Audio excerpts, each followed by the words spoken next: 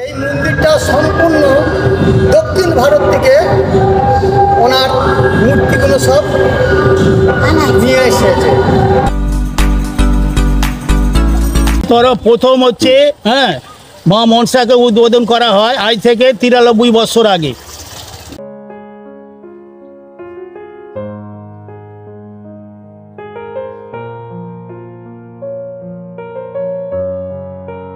শিবপুরাণ হিসাবে যে প্রত্যেকটি শিবপুরাণের ঘটনা অনুযায়ী যে মন্দিরটিকে প্রত্যেকটা স্টেপ বাই স্টেপ সাজানো হয়েছে, তো আমি তোমাকে সেইটাই টোটালি তুলে দেখাবো।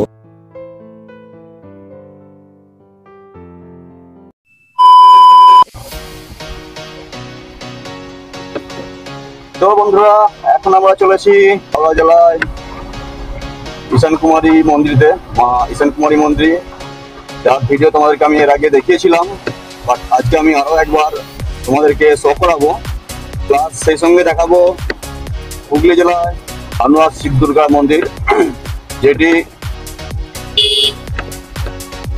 এখন বর্তমানে সোশ্যাল মিডিয়া গমগম করছে। বহু মানুষ সেখানে জমায়েত হয় প্রতিদিন এই শিব দুর্গা মন্দিরে বাবার মাথায় জল দেওয়ার জন্য, বাবার পুজো দেওয়ার জন্য। তো এখন আমরা সেখানেই যাব, বাট সেখানে যাওয়ার আগে হাওড়া জেলায় ঈশান কুমারী মন্দির, সেই মন্দিরে তোমাদেরকে শো করাবো। শো করানোর পরেই আমি তোমাদেরকে সেইখানে নিয়ে যাব। তো এখন এই মুহূর্তে দেখতে পাচ্ছ সুন্দর প্লেসমেন্ট, টোটালি এটা গ্রাম, আর গ্রামের মধ্যে দেখছো কত সুন্দর গাছপালার মধ্যে, খুব সুন্দর লাগছে, খুব সুন্দর দৃশ্য। তো তোমাদেরকে সেইটি এখন শো করাচ্ছি।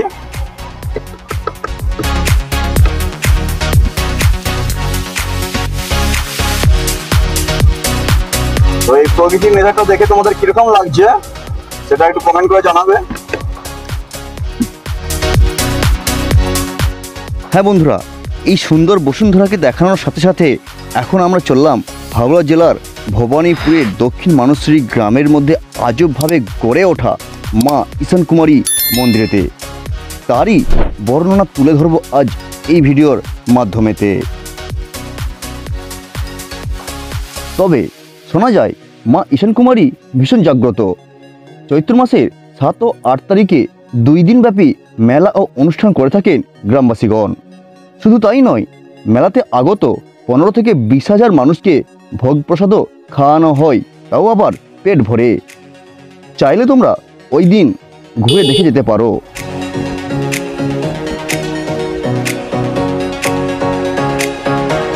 তো বন্ধুরা, দেখতে দেখতে আমরা চলে আসছি সেই ঈশান কুমারী মন্দিরের সামনে। দেখতে পাচ্ছি এইটা হচ্ছে সেই ঈশান কুমারী মন্দির। তো বন্ধুরা, অলরেডি আমরা এসে গেছি সেই মা ঈশান কুমারী মন্দিরেতে। তো যার ভিডিও এর আগে তোমাদেরকে আমি দেখিয়েছিলাম, তো আরও একবার তোমাদেরকে আমি দেখাচ্ছি। এর যে এখানে যে মা স্থাপিত হয়েছেন তার যে মূল যে তাৎপর্য, এখানে অনেক গ্রামবাসী এখানে বসে আছেন। তো আমি চেষ্টা করবো মানে ওনাদের কাছ থেকে জেনে নেওয়ার। বন্ধুরা, এখানে মা ঈশান কুমারী একটি বটগাছের নিচে অবস্থান করেছেন, অর্থাৎ ইনি এই বটগাছের নিচেতে স্থাপিত হয়েছেন। তো এখানে বটগাছের নিচে স্থাপিত হওয়ার পিছনে বহু কারণ আছে। সেই কারণটা জানানোর আগে তোমাদেরকে আমি আগে শো করিয়ে দিই। আছে কত দিনের বটগাছ সেটা আজ পর্যন্ত কেউ জানে না, তো সেই বিষয়ে আমি কিছু কথা তোমাদেরকে অবশ্যই জানাবো। তো আগে চলো তোমাদেরকে যে জঙ্গল টাইপের বটগাছটি হয়ে আছে সেইটা আগে তোমাদের দর্শন করাই, তারপরে মা ঈশান কুমারীকে অবশ্যই তোমাদেরকে দর্শন করাবো। ওকে চল বন্ধুরা, মা ঈশান কুমারী যে জায়গাটিতে দেখা দিয়েছিলেন সেটি হলো এই জায়গাটি। তবে এখানে মা ঈশান কুমারী হলেন মা মনসা দেবী। তবে জানিয়ে রাখি, এখানে মা মনসার এমন নাম হওয়ার কারণ কি তা তো অবশ্যই জানতে ইচ্ছা করে, তাই না? গ্রামবাসী ও লোকমুখে জানা যায় যে এই দক্ষিণ মানসী গ্রামের ঈশান কোণে মা দেখা দেওয়ায় প্রতিষ্ঠাকালে মায়ের নাম দেওয়া হয় মা ঈশান কুমারী। আর সেই থেকেই সকল মানুষের কাছে মনসা দেবী মা ঈশান কুমারী নামেই আজও পরিচিত হয়ে আসছেন। তবে মা ঈশান কুমারীর সম্পূর্ণ বিবরণ নিয়ে আলাদা করে একটি ভিডিও দেওয়া আছে, চাইলে তোমরা এন্ড স্ক্রিন থেকে দেখে নিতে পারো।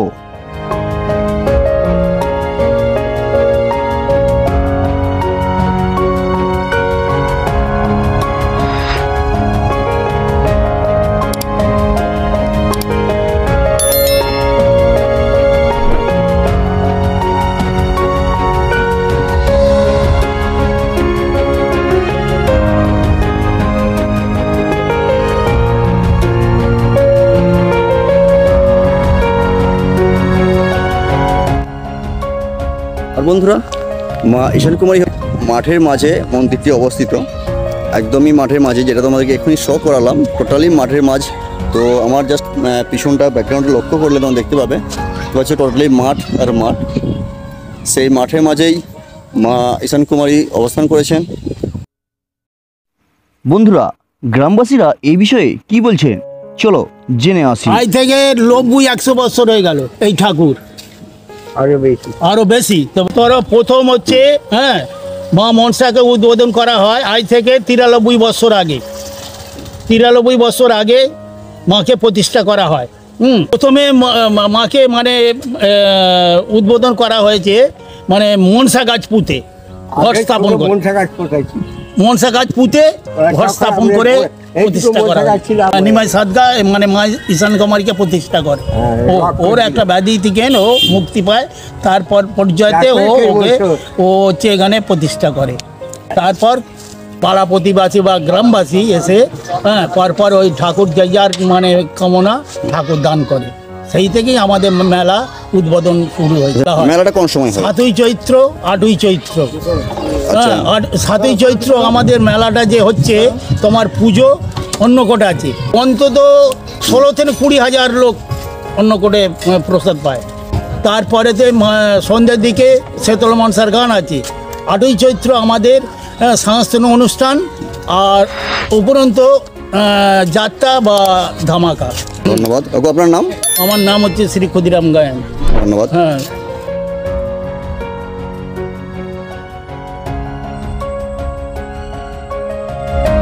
রীতিমতো মা ঈশান কুমারীর মন্দির দর্শন করে বেরিয়ে পড়লাম হুগলি জেলার হানুয়া শিবদুর্গা মন্দির দর্শনের উদ্দেশ্যে। তো চলো যা যাক।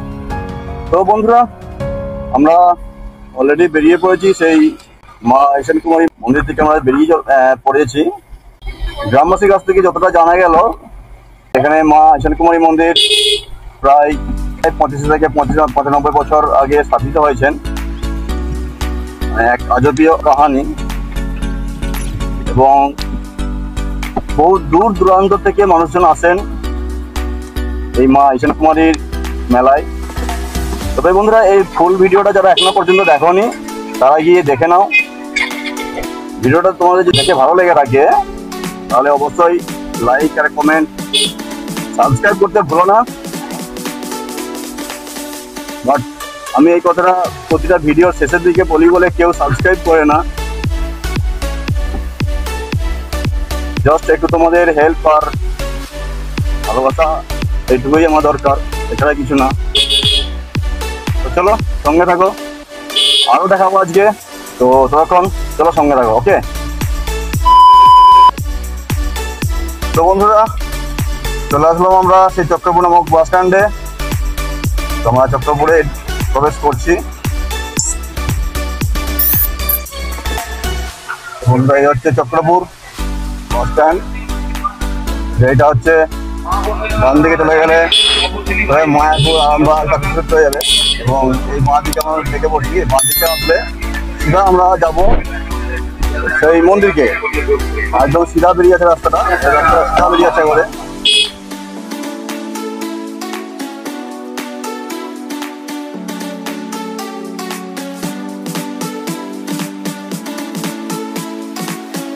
আর এই হচ্ছে বন্ধুরা কামারশালা, যেটা থেকে আমরা এখন ধরবো সেই হানুয়া শিব দুর্গা মন্দিরের দিকে যাবো। তার বাঁ দিকে আমরা দেখে যাবো, এইটাকে বলা হয় কামারশালা।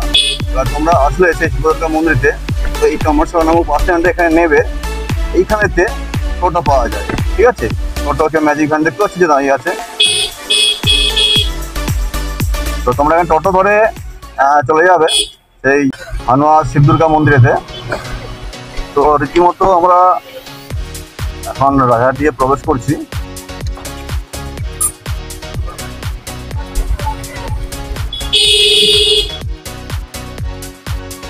তো বন্ধুরা, আমরা চক্রপুর কামারশালা ও রাজহাটির উপর দিয়ে চললাম সেই হানুয়ার অপূর্ব শিব দুর্গা মন্দিরতে, যে মন্দিরটি বানাতে সময় লেগেছিল 3 থেকে 4 বছর এবং খরচ হয়েছিল প্রায় 10 থেকে 12 কোটি।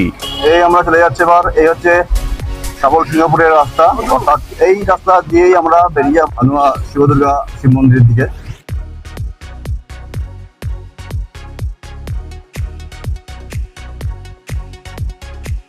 তোমরা আসলে আরামবাগ অথবা তারকেশ্বর যেখান থেকে আসো না কেন গড়াইঘাটের বাসে অবশ্যই উঠতে হবে এবং কামারশাল নামক বাস স্ট্যান্ডে নেমে টেকার বা টোটো ধরে হানুয়া শিব মন্দিরে চলে আসবে। মেদিনীপুর থেকে হলে ঘাটাল বাস স্ট্যান্ড এবং ঘাটাল বাস স্ট্যান্ড থেকে রানীচক, তারপর রূপনারায়ণ নদী পেরিয়ে গড়াইঘাট বাস স্ট্যান্ড, গড়াইঘাট থেকে 5 কিলোমিটার বাসে Nandanpur bus stop, Nandanpur bus stop থেকে টোটো ধরে হানুয়া শিব মন্দিরে চলে আসো। ফাইনালি আমরা এসে পৌঁছালাম হানুয়া শিবদুর্গা মন্দিরেতে। গাড়ি রাখার ব্যবস্থা কি আপনারা করে দিচ্ছেন? পয়সা লাগে না, আমরা জাস্ট মন্দিরে আসছি। আচ্ছা আচ্ছা আচ্ছা, যেন কাকিমা আমরা তো ডালা নেবো না, আমরা তো জাস্ট মানে গাড়িটা রাখবো, সেই সঙ্গে মন্দিরটা শুট করবো, কোনো অসুবিধা নাই তো? ঠিক আছে। তো বন্ধুরা, এখানে গাড়ি রাখার জায়গা আছে, কাকিমারা এখানে দোকান লাগিয়েছেন, তো এখানে গাড়ি রেখে দেন এবং সেই সঙ্গে গাড়ি রাখলেও অবশ্যই ওনাদের কাছ থেকে পুজোর ডালিটা নেবেন। তো বন্ধুরা, অলরেডি আমরা এসে হাজির হয়ে গিয়েছি হানুয়ার সেই শিবদুর্গা মন্দিরেতে। শিবপুরাণ হিসাবে যে প্রত্যেকটি মানে শিবপুরাণের ঘটনা অনুযায়ী যে মন্দিরটিকে প্রত্যেকটা স্টেপ বাই স্টেপ সাজানো হয়েছে, তো আমি তোমাকে এখন সেইটাই টোটালি তুলে দেখাবো। ফেসবুক থেকে ইউটিউব টোটাল সোশ্যাল মিডিয়ায় গমগম করছে একটা শব্দ, সেটা হচ্ছে হানুয়া শিবদুর্গা মন্দির। তো চলো আজ তোমাদেরকে প্রত্যেকটা পার্ট ঘুরিয়ে দেখাবো। ওকে বন্ধুরা, মন্দিরটিতে প্রবেশ মুখেই দর্শন পাবে দেবাদিদেব মহাদেবের, তারপরেই লক্ষ্য পড়বে টেরাকোটার নকশার তৈরি মন্দিরের অপূর্ব সৌন্দর্য এবং তারপরেই দেখতে পাবে 2 পরী যারা তোমাদেরকে ওয়েলকামের অপেক্ষাকৃত।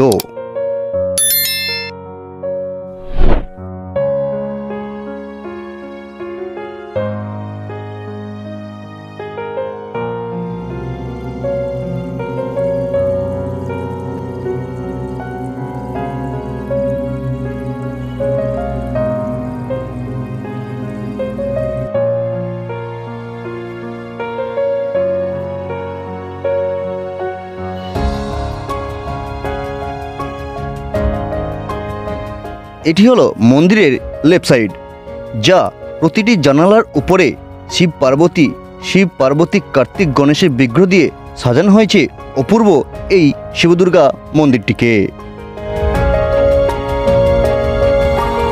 আর এই হচ্ছে বন্ধুরা মন্দির প্রাঙ্গণ।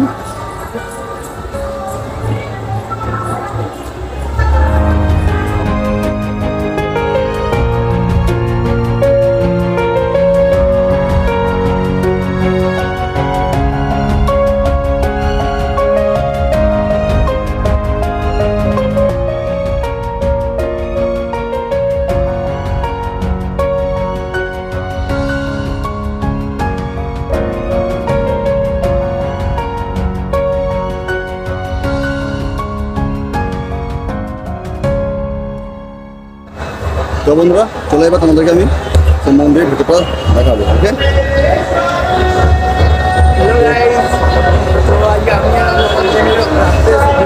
রাইডিং করবো, তো রাইডিং এর সাথে মানে রাইডিং এর শখ আমার, তো মামা ব্লগের শট, তো মামা ভাবছে যে চলো দূর একই জিনিস করে, তো রাইডিং ব্লগ দুটো আমরা একসাথে করতেছি। তো এখন আমরা আসছি হানুমান মন্দির, মানে মন্দির যথেষ্ট আমি জানি না, কারণ মামা জানে, মামা এসেছিল আগে। আমরা এসে পৌঁছালাম বাবার সন্ধ্যা আরতির সময়, তাই আমরা কিছুক্ষণ বাবার সন্ধ্যা আরতিতে সামিল হলাম।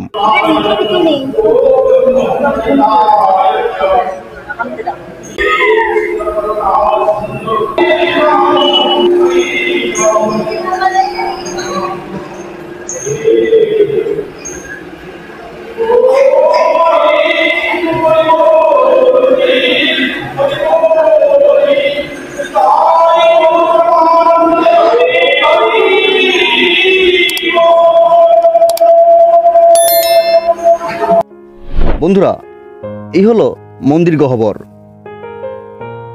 মন্দিরটি দক্ষিণ ভারতের আদলে তৈরি এবং এই মন্দিরে টেরাকোটার নকশার তৈরি শিব এবং পার্বতীর বিগ্রহ দিয়ে সুন্দরভাবে সাজানো হয়েছে।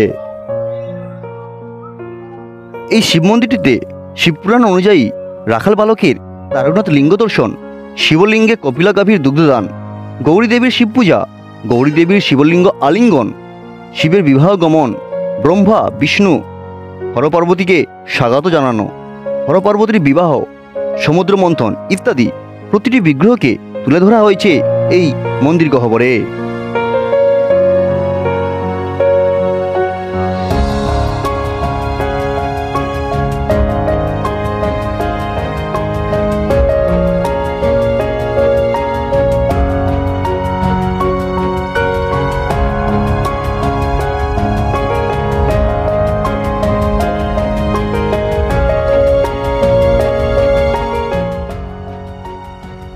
ভাই তুমি কোথা থেকে আসছো?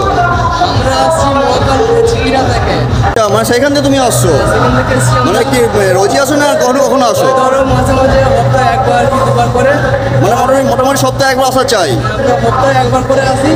আচ্ছা, তো মনে ইচ্ছা হলো একটু বাবার কাছে আসি, একটু দর্শন করি। এই আচ্ছা। এখন দর্শন করি। তো কিরকম লাগছে তোমার? আমাদের খুব ভালো লাগে, এই মন্দিরটা খুব বড় মন্দির। আচ্ছা। সব দূর থেকে নানা রকম সব লোক আসে। আচ্ছা আচ্ছা, ভালো লাগছে তো? ভালো লাগছে তো? আচ্ছা, হর হর মহাদেব। হর হর মহাদেব। বন্ধুরা, ভাইরা বহু দূর থেকে আসছে, তো এরা এসে মানে খুবই খুবই ভালো লাগছে। সেই সঙ্গে একটা মানে সবচেয়ে বড় কথা, আমরা প্রতি সপ্তাহে আসে, তাই তো? আমরা প্রতি সপ্তাহে আসি বা মাসে একবার করে আসি। মানে- এটা হচ্ছে বাবার মন্দির, এখানে নানা রকম দেবতা দেবদেবী আছে, যার যাকে ভালো লাগে পুজো দেওয়া হয়। ধরো কারো বিয়ে হলে এখানে এসে বিয়েটা দেওয়া হয়। আমরা নানা রকম জায়গা থেকে আসে লোক। বহু দূর আপনারা দূরান্ত দেখতে থেকে পাচ্ছেন, দেখুন একটু। বহু দূর দূরান্ত থেকে এখানে মানুষজন আসেন। তো এইটা হচ্ছে হানুয়া শিবদুর্গা মন্দির। মানে বলতে চাই যে তোমরা এখানে আসলে তোমরা খুবই মজা পাবে। খুবই মানে সুন্দর প্লেস, একটা খুব সুন্দর জায়গা, খুব সুন্দর মন্দির। তো আসলে তোমার খুবই ভালো লাগবে।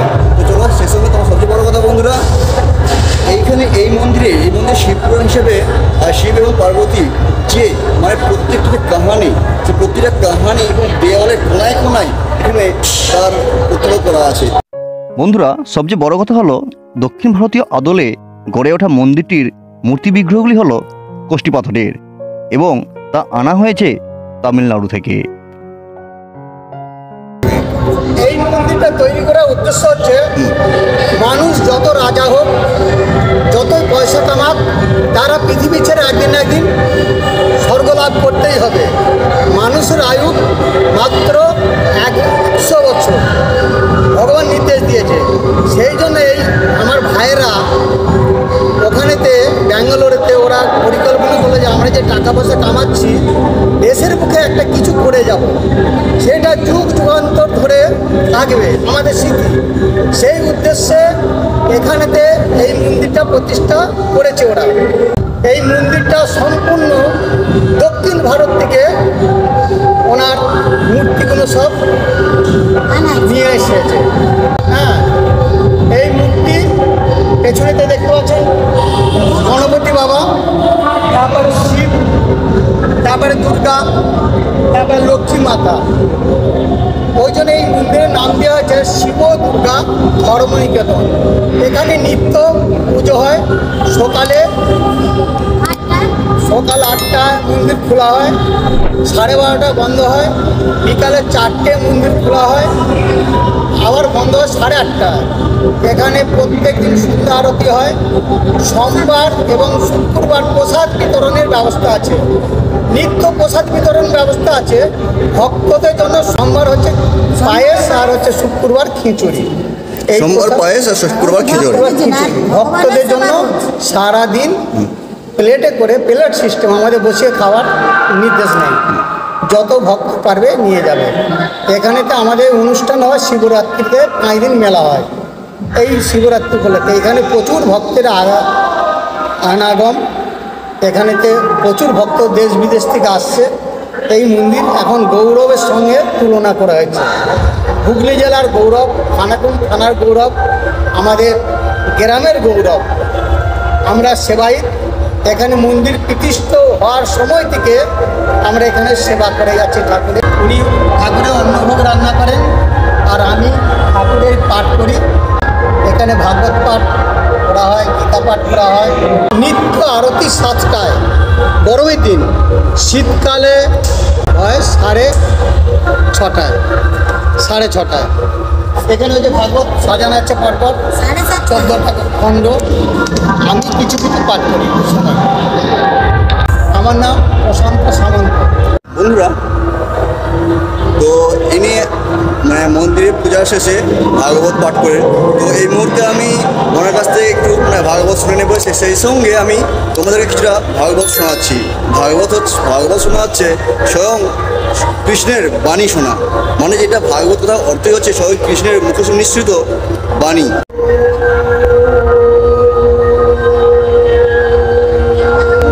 গীতা গীতা গীতা হে জননী ভাগবত গীতা, আপনি স্বয়ং ভগবান শ্রীকৃষ্ণ কর্তৃক প্রাচীন বৈশিবেদের কর্তৃক মহাভারতের মধ্যে ভীম পূর্বে জ্ঞাতিতা অষ্টদতা রূপিণী অদ্বৈত রূপ অমৃত বর্ষিণী সংসার নাশিনী ভগবতী আমি আপনাকে ধ্যান করি।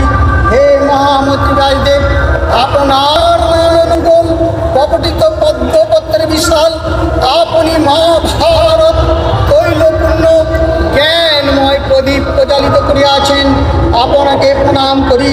শরণাগতে কল্প বৃক্ষ তুল্য অস্ত্র চালু হেরু, এক হস্তে চাবুক লাগামধারী গীতার মৃত্যুদহনকারী জ্ঞান মুদ্রাযুক্ত ভগবান শ্রীকৃষ্ণকে প্রণাম করি। উপনিষদাবলী গাভী সম সেই সকল গাভী দুগ্ধ শ্রীকৃষ্ণ বৎস অর্জুন মহাদুগ্ধ মৃত্যুময়ী গীতা এবং বিবেকীগণ এই দুগ্ধ প্রণকর্তা কংস চারুক দৈত্য বিনাশী জননী দেবকী বসুর পুত্র জগৎগুরু ভগবান শ্রীকৃষ্ণকে বন্দনা করি। কুরুক্ষেত্রে যুদ্ধরূপ যে নদীতে ভীমন রূপ হৃদয় বন্ধরাজ রূপ নীলপত্র সালুর গম্ভীর খরস্রোত উত্তাল তরঙ্গ সুধাম রূপ বিকর্ণ ভয়ঙ্কর রূপ দুর্যোধনাবর্ত ছিল। ভগবান শ্রীকৃষ্ণ করুণ ধারে প্রাণে উত্তীর্ণ হয়েছিলেন। রাসুপুত্র ব্যয়দেব ডাক্তারূপ সরবরদাত হরি কথা প্রসঙ্গ দ্বারা কেশরযুক্ত যে পদ্মে মধু এই জগতে সঞ্চারী ভ্রমর্গ নিত্য পান করেন। বলি কুলশত নায়ক গীতারূপ তীব্র সুগন্ধযুক্ত অমল মহাভারত রূপ সেই পদ্মে আমাদের কল্যাণের কারণ, যার কৃপায় বাক্য শক্তিহীন বাগ্নে হয় এবং পঙ্গুগির রঞ্জন করে। আমি সেই পরমানন্দ মাধবকে বন্দনা করি। ব্রহ্মা বরুণ ইন্দ্র রুদ্র মরুদ্গণ দিব্য স্তব দ্বারায় যারা স্তব করেন সমাকায় গণঙ্গপতন উপনিষদ বেদ দ্বারা যাহার মহিমা গান করেন যোগীগণ ধ্যানে তদ্গত চিত্ত হইয়া যাহাকে দর্শন করেন দেবাসুরগণ যাহার চরণ তত্ত্ববগতনে। আমি সেই পরম দেবতাকে স্বয়ং নিকটে প্রণাম করি। কি পার একটা সময় আছে গুণ থাকিতে আত্মজ্ঞান প্রকাশ করে না। যে অবস্থাতে থাকো নাম লইতে অবহেলা করিও না। বাধ্যতা বা নির্ভরতাভ্যাস করিও, হতাশ হইও না। যখন নিজে আর না পারিবে তখন সর্বত্রভাবে শরণাগতি আসিবে। অভিমান গেলে দীনতা আসবে, তখন দিনের কথা হর পার্বতী অবশ্যই দেখা দেবে। সদ্গুরু সেবা বৃথা যাবে না, হর পার্বতী সেবা বৃথা যাবে না। হর পার্বতী কি জয়, হর পার্বতী কি জয়। বাহ, ধন্যবাদ। হর হর মহাদেব, হর হর মহাদেব, হর হর মহাদেব। তো বন্ধুরা, এই মুহূর্তে যে এই মন্দিরের সেবায় উনি যে এই ভাগবত গীতাটা শোনালেন, কেমন লাগলো তা কমেন্ট করে অবশ্যই জানিও। হর হর মহাদেব।